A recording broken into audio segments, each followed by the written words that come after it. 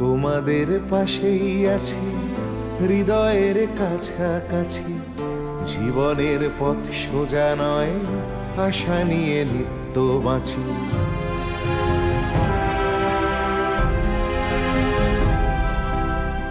শিক্ষা ছড়িয়ে পড়ুক ভেদাভেদ শূন্য করে, এ বেলা নাই বা জুটুক ও বেলা জুটতে পারে। বিপ্লব আসছে দেখো নারী তুমি পিছিয়ে জানি, জ্বলে ওঠো নিজের আলোয়, মুছে দাও দুঃখ গ্লানি। এভাবে আর থেকো না হাহাকার জড়িয়ে বুকে, আমি হাত বাড়িয়ে আছি সাড়া দাও আমার ডাকে। আমি হাত বাড়িয়ে আছি সাড়া দাও আমার ডাকে।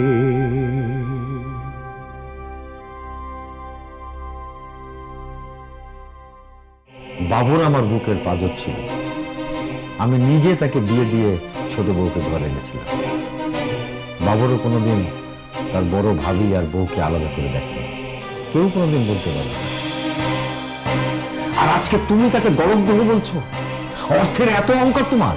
আমি যা বলেছি সত্যি বলেছি, এর জন্য আমার কোনো অনুশোচনা নেই। আমার স্বামীটা খেয়ে পড়ে আবার আমাকে কথা শুনবে, তা তো হবে না। আমি জানি অনেক কষ্ট হচ্ছে, আর একটু কষ্ট করবে না। এই যে দায়িত্ব আসবে এখনই, একটু কষ্ট কর। আমি জানি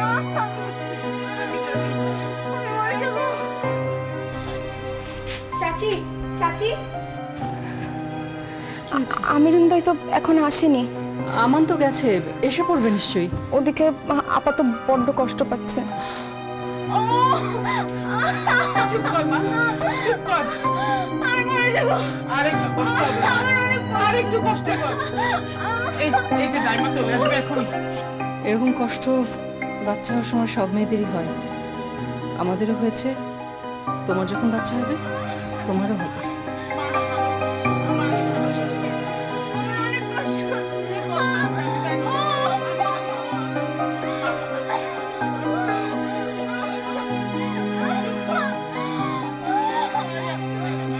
একটু চুপ কর মা, একটু কষ্ট কর। লক্ষ্মী না মা আমার, আমার অনেক কষ্ট হচ্ছে। আর একটু কষ্ট কর মা, এই যে দাই চলে আসবে এখনই।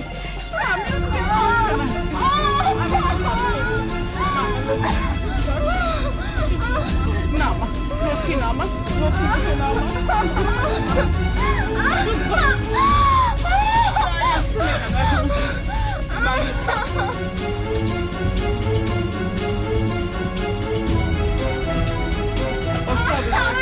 আর একটু কষ্ট কর। এই যে দাইমা চলে আসবে এখনই।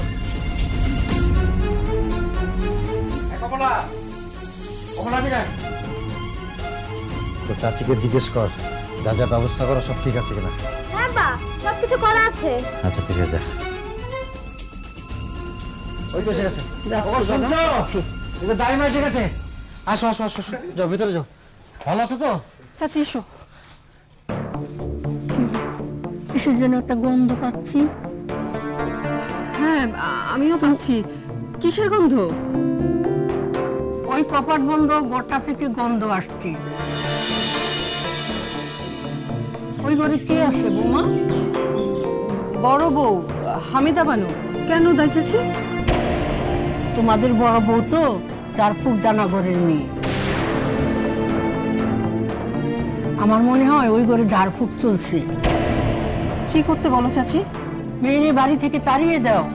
তোমাদের বুঝি বনে না ননদ এখানে পড়ে আছে, সেটা ওর সহ্য হচ্ছে না। তেমন কিছু না চাচি, ওই একটু একটু সাংসারিক অশান্তি আর কি। সেটাই ওর কাছে অনেক বড়, সুদ নিচ্ছে। রাতে হঠাৎ অতিথি আসবে, তাকে টানছে বেটে। এখন এসব কথা থাক, তুমি আগে আতুর ঘরে যাও, মেয়েটা বড় কাঁদছে। তবে কাজটা বাধা না দিলে কিন্তু খুব ক্ষতি হবে। মোহর কবিরাজ, পরে কিন্তু আমারে দুষতে পারবা না। চলো বৌমা, চলো।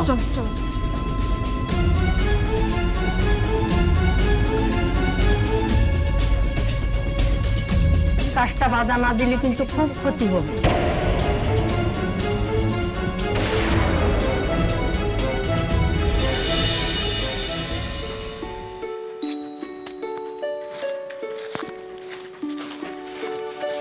আরে আমিনুল ভাই, সালাম, কি বল তোমার? ওয়ালাইকুম আসসালাম সুলতান ভাই, ঢাকায় থেকে ফিরলেন বুঝি? হ্যাঁ, একেবারে ওখানকার বাস উঠিয়ে দিয়ে এলাম। সে কি, কেন? আরে ধুর ধুর, ওখানে মানুষ থাকে নাকি? একেবারে ছোট লোকদের জায়গা। ওখানে গেলে মানুষের সব অমানুষ হয়ে যায়। বরফ সুলতান ভাই, তবে আমরা তো জানি ঢাকায় মানুষ অনেক সুখে থাকে। ঝা চকচকে পাকা রাস্তা, বড় গাড়ি, বড় বাড়ি, আর কত কি। দূর থেকে দেখলে ওরকমই মনে হয়। একবার গিয়ে দেখোই না, একবার গেলে পালিয়ে আসার পথ খুঁজে পাবে না। আর যদি গরু গাধার মতো ভিড়ে মিশে যেতে পারো, বড়দের তবিদারি করতে পারো, তাহলে টিকেও যেতে পারো। হায় আল্লাহ, তাও মানুষ নিজেই স্বপ্ন দেখে ঢাকায় যে বাড়ি করবে, গাড়ি করবে, টাকা করবে। করবে না কেন? শুধু মানুষের থাকা চলবে না। ঢাকায় যে কি পরিমাণ অশ্রদ্ধা আর অপমান নিয়ে গায়ের লোক বসবাস করে তা তুমি কল্পনা করতে পারবে না। তারপর আছে লালমুখ গোড়াগুলো, এক একটা মূর্তিমান ইবলিশ। তাদের বুটে লাথিকে যদি সহ্য করতে পারো, তাহলে মোটা মাইনের চাকরিও পারো,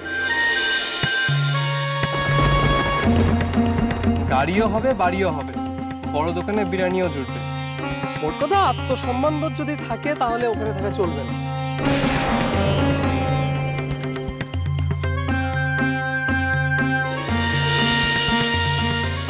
আমি আরো ভাবছিলাম ঢাকায় যাবো, একটু ব্যবসা ট্যাবসা করবো।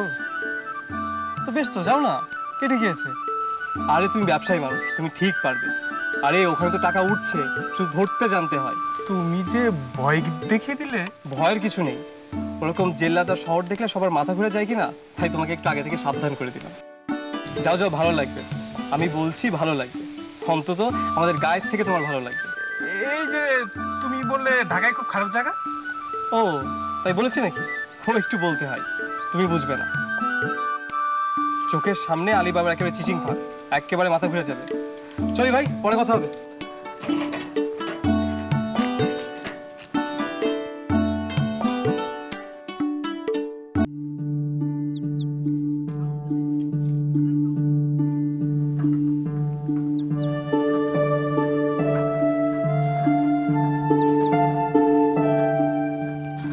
কাকে দেখছি?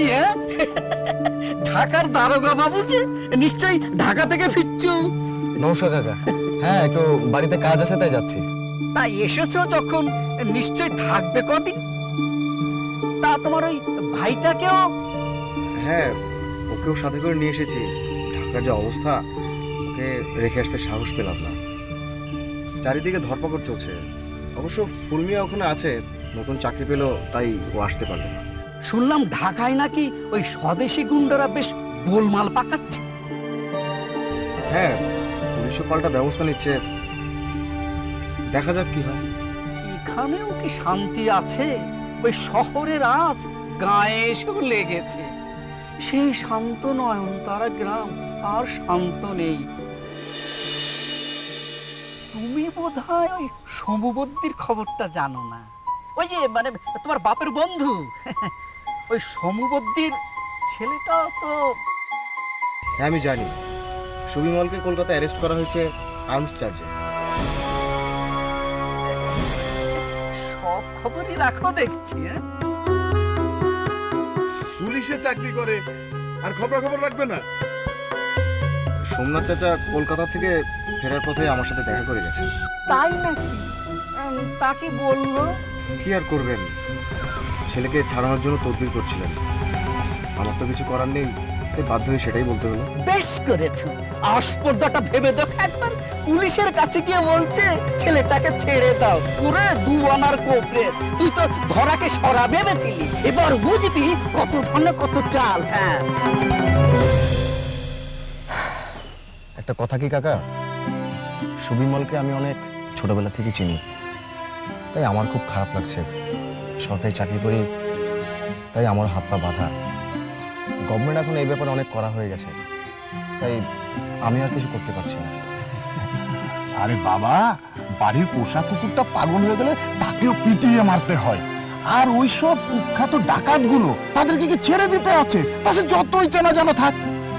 একটা কথা বলি, মানে তোর বাবা এখনো ওই সোমনাথ বদ্দির সঙ্গে মেলামেশা করছে, যেখানে গোটা গ্রাম আমরা তাকে এড়িয়ে চলছি, সেখানে। কাকা আপনারা তো জানেন ওনারা ছোটবেলার বন্ধু, তারপরেও আমি দেখছি কি করা যায়। আগে বাড়িতে যাই। দারোগা বাবু কিন্তু সাবধান করে দিয়ে গেছে। হ্যাঁ বাবা, পরে যদি আবার মোহরকে নিয়ে টানাটানি হয় তখন আবার বলে বসো না যে গায়ের 5 জন আমার বাবার সঙ্গে থাকলো না।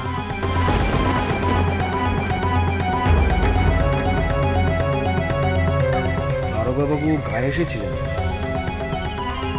কেন? কিছু হয়েছে? আরে ঝড়ের আগে তো এটো পাতা ওরে, সেটা আজ করতে পেরে দারোগা বাবু নিজে এসে মিটিং করে সবাইকে সাবধান করে দিয়েছেন। তোমার বাবাও সেই মিটিং এ হাজির ছিল, কিন্তু সেখানেও তার তেড়িবেড়ি কম ছিল না।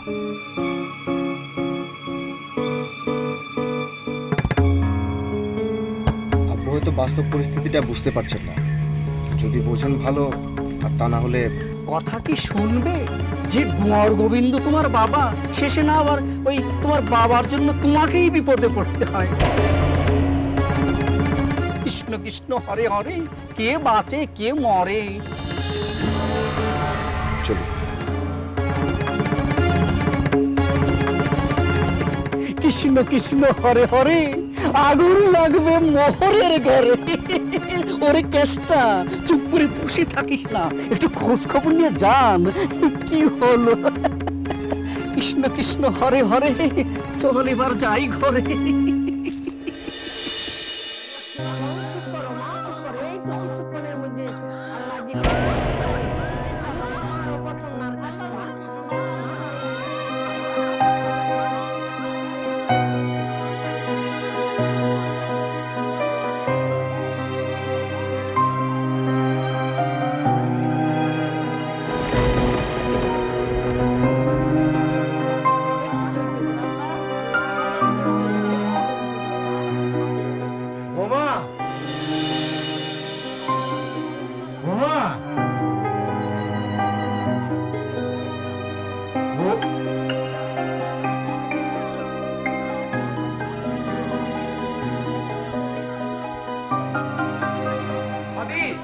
আব্বাজান ডাকছেন, দরজা খুলেন। বোমা,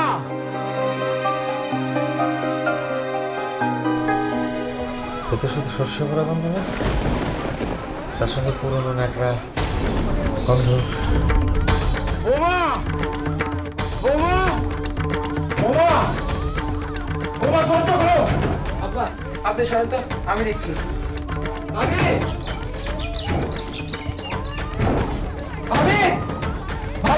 আমান, তুই তোর আব্বাকে নিয়ে গিয়ে ওষুধের ঘরে বসা, আমি দেখছি। যা।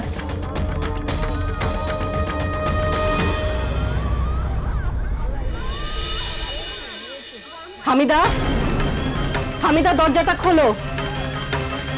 তুমি ঘরের মধ্যে বসে বসে কি করছো সেটা এতটুকু বাচ্চা পর্যন্ত বুঝতে পারছে। হামিদা, তোমার যদি এতটুকু লজ্জা থেকে থাকে তাহলে দরজাটা খোলো, আর যদি তুমি দরজা না খোলো তাহলে কিন্তু আমি মোহনকে দিয়ে দরজা ভাঙাবো। হামিদা, তুমি শুনতে পাচ্ছ? কথা কি তোমার কানে যাচ্ছে? ব্যাপার কি চাচি? কি হয়েছে?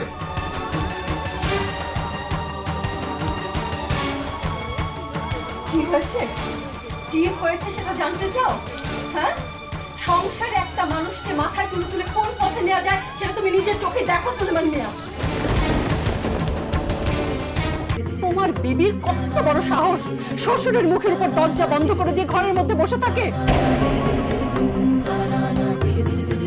তাও আবার সেই শ্বশুর যে কিনা বাপের বড়। অন্তরার পেটেরটা ক্ষতি করার জন্য সে ঘরের মধ্যে বসে বসে ঝাড়ফুঁক করছে। তো বড় বেঈমান সে, হ্যাঁ, যে শ্বশুরের ঘরে বসে বসে ননদের ক্ষতি করতে চায়, ননদের অকল্যাণ চায়। সে কি মানুষ? সে তো ডাইনি। নিজের পেটের দুটার কথা একবার ভাববে না সে? ছোট বউ, চুপ করো তো। কর্তা, আপনার দুটো পায়ে পড়ি, আমাকে দুটো কথা অন্তত বলতে দিন। কোনোদিন বলিনি, কিন্তু আজ বলবো। শোনো দারোগা সুলেমান, বউ যার ক্ষতি করার জন্য ঘরের দরজা বন্ধ করে ঝাড়ফুঁক করছে না, সেই মেয়ে রাত জেগে জেগে তোমার ছেলের বমি সাফ করেছে। এই তো সেদিন তোমার বউ যার ক্ষতি করার জন্য উঠে পড়ে লেগেছে, সেই মেয়ে তোমার নিজের মায়ের পেটের বোন। এমন বউয়ের উপর তুমি তো মুরব্বী মানুষ, তুমি কি বিচার করবে আমি জানি না, কিন্তু ওপরওয়ালার কাছে এর বিচার তোলা রইল। চুপ কর, চুপ কর বলছি। এত অশান্তি, এত বেহেশতের থেকে একটা ফেরেশতা নামবে সেই সময়টুকু দিবি না।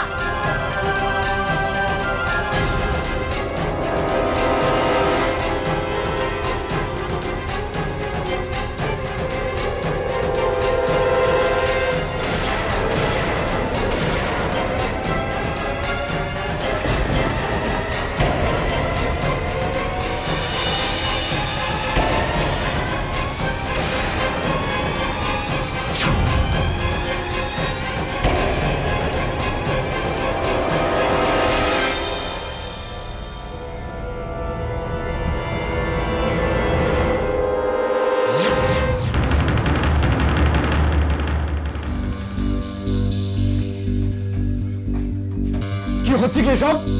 ভেতরে এসো বলছি।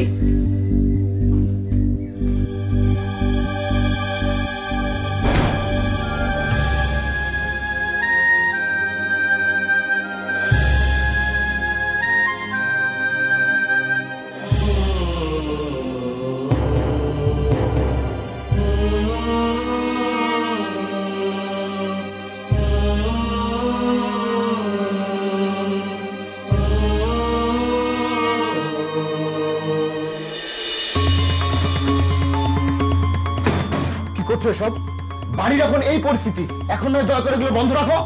কি করেছে আমি যে বন্ধ রাখবো? ওরা শুধু শুধু আমাকে খোঁচাচ্ছে, পায়ে পা দিয়ে ঝগড়া করছে, অশান্তি করছে। এখন তো আমি চুপ থাকবো না। কি হয়েছে কি? কি হয়েছে তোমার? সবকিছু মানিয়ে গুছিয়ে চলতে পারো না? খুব গা চুলকায়। ও, তুমি তখন এই কথাই বলবে? তোমাকে বলে কি লাভ? তুমি তো আমার কোনো কথাই বিশ্বাস করবে না। বিশ্বাস করার মতো হলে নিশ্চয়ই করবো। অন্যায় করলে আব্বু আম্মু কাউকে ছেড়ে দিয়ে কথা বলার মতো বান্দা এই সুলেমান নয়। বাবা, আজ হঠাৎ অন্য সুরে গান গাইছো? ঢাকায় কিছু হয়েছে নাকি? তোমার জানার দরকার কি? যাবো না বলো। তার আগে তুমি বলো তো, এই যে তুমি ঢাকায় পড়ে থেকে দিনরাত মুখে রক্ত তুলে খাটো, তুমি যখন কাজে যাও তখন সর্বক্ষণ আমার চিন্তা হয় কোনো খারাপ খবর এলো কিনা। প্রাণের ঝুঁকি নিয়ে কাজ কাম করো কেন? কেন আবার? সংসার চালানোর জন্য। আর পুলিশের চাকরিতে একটু ঝুঁকি থাকবেই। তার মানে তুমি জানটাকে হাতের মুঠোয় নিয়ে বউ বাচ্চাকে সুখে রাখার জন্য তো কাজ করো। কি হলো বলো? তা করি, তবে শুধু বউ বাচ্চাদের জন্য নয়, এই পরিবারের জন্যও করি। কিন্তু তার ফলটা তোমার ছেলে মেয়ে কিচ্ছু পায় না। তুমি যে টাকা পয়সা পাঠাও সব এই সংসারে পেটে ঢুকে যায়। নিজেরা ঘিটা মাখনটা খায় আর তোমার ছেলে মেয়ে মুখ শুকনো করে ঘুরে বেড়ায়। তখন আমি খেলবো না কেন? আমি তো মা, চোখের সামনে যখন দেখি তোমার চাচি তার নিজের ছেলের জন্য ঘিটা আর শরটা আলাদা করে তুলে রাখে আর তোমার ছেলে মেয়ে চেয়েও পায় না, তখন যদি আমি কিছু বলি আমি খুব খারাপ হয়ে যাই, তাই না? এখানে থাকলে তোমার ছেলে মেয়ে না খেয়ে মরবে, এ আমি বলে দিলাম। তুমি জানো তোমার ছেলে মেয়েকে পাছে আমি কিছু খাওয়াই, তার জন্য আমাকে হেসে লোকদের ঢুকতে দেয় না। আমার দু চোখ যেদিকে যায় আমি চলে যাব, কিন্তু চোখের সামনে ছেলে মেয়েদের কষ্ট আমি সহ্য করতে পারছি না। আচ্ছা, তোমার জন্য তো আলাদা করে কিছু টাকা পাঠাই, তা দিয়েই তো। ছেলে মেয়েগুলো কি টাকা চিবিয়ে খাবে নাকি আমি হাটে যাবো পাঁচজনের সামনে জিনিস কিনতে? একদিন ওই মোহনকে পয়সা দিয়ে বলেছিলাম কিছু মিষ্টি লজেন্স আনতে হাট থেকে। মেয়েটা খুব আবদার করেছে, কিন্তু ওইটাও একটা শয়তানের বান। সব তোমার চাচি শিখিয়ে রেখেছে। আমার মুখের উপর বলে কি না তোমার আব্বা না বললে সে নাকি যেতে পারবে না। এটা আবার তোমার চাচিকে বলে দিল। তোমার চাচি আমাকে কত রকমের কথা শোনালো। সে কি? চাচি তো এমন মানুষ ছিলেন না, উনিও বদলাবে না। সে বুড়িতে এখন লেখাপড়া শিখছে, উকিল নেজামত হবে। তাকে আবার শেখানোর জন্য কমলা শেফারা পড়তে নিয়ে যাচ্ছে তোমাদের মেজ মল্লিক বাড়ির বেগমের কাছে। কি বলছো? চাচি লেখাপড়া শিপারা এখানে আর অনেক কিছু করছে। তুমি তো ঢাকায় থাকো, টের পাও না। শুধু আমার নামেই শো। না না, আব্বা তো তোমার নামে চিঠিতে কিছু লিখেন না। তুমি জানো আমাদের ছেলেটাকে উচ্ছন্ন পাঠানোর ব্যবস্থা করছে তোমার আব্বা। তাকে নয়নতারা গ্রামের স্কুলে ভর্তি করিয়ে দেবে। না না, তা কি করে হয়? হ্যাঁ, এবারে সবাই তাই চাইছে। অবশ্য তাকে আর স্কুলে যেতে হবে না, তোমার চাচি লেখাপড়া শিখে বিদ্যান হয়ে একদিন তোমার ছেলেকে পড়ানোর ভার নেবে। একটা ভালো দিন দেখে রেখো। আচ্ছা, চাচি কি সত্যি সত্যি লেখাপড়া শুরু করেছে? তো বিশ্বাসই হয় না। শোনো, এখানে আরো অনেক অবিশ্বাস্য ঘটনা ঘটছে। তুমি বসো, তোমাকে বলছি। ঠিক আছে, বলো শুনি তোমার ঝুলিতে আর কি কি অবিশ্বাস্য গল্প আছে।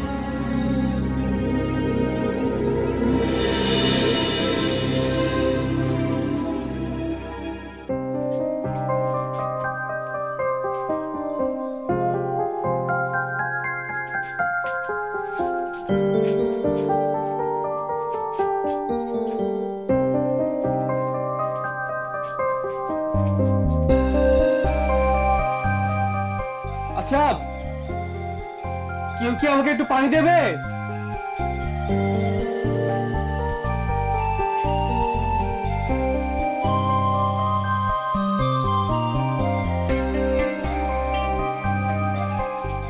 এতক্ষণ কোথায় ছিলে? কতক্ষণ ধরে রাখছি? টেস্টে আমার বুকটা একবার ফেটে যাচ্ছে। আপনি তো এইমাত্র পানি চাইলেন, আর আমি এবারে সংস্কৃত শিখে গেছি, কেউ বাড়িতে এলে তাকে পানি দিতে হয়, আপনি না চাইলেও দিন। তাই ঠিক আছে।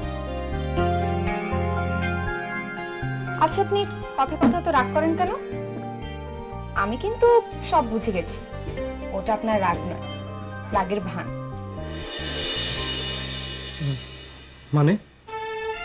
মানে হলো আপনি রাগ করার ভান করেন।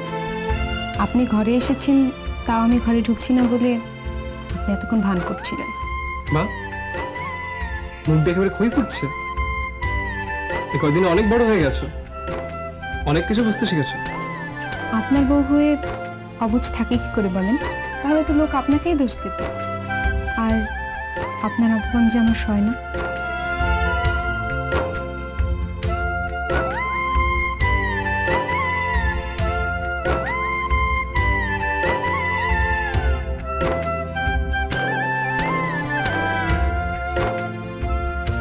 কি হলো, অমন করে তাকিয়ে আছেন?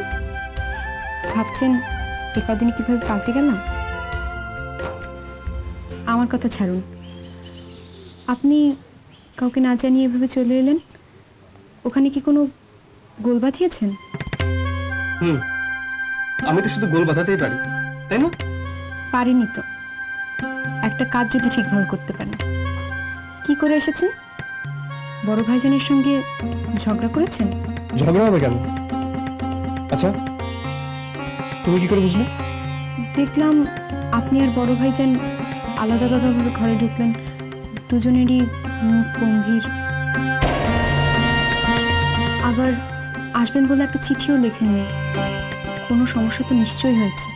আমি এসেছি বলে যে তুমি খুশি হওনি সেটা বেশ বুঝতে পারছি।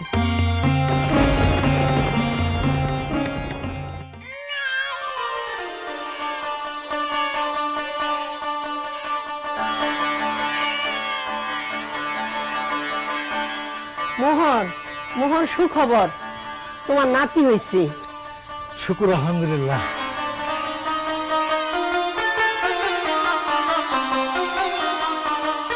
তবে একটা খারাপ খবর আছে। কি?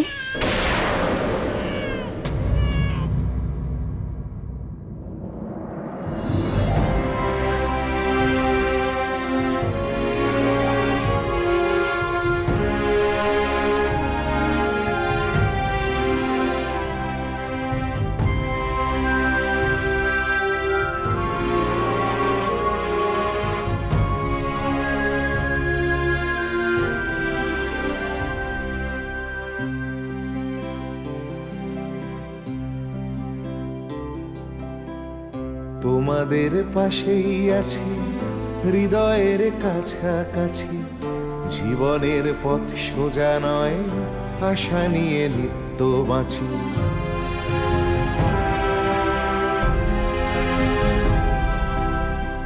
তোমাদের পাশেই আছি, হৃদয়ের কাছাকাছি, জীবনের পথ সোজা নয়, আশা নিয়ে নিত্য বাঁচি।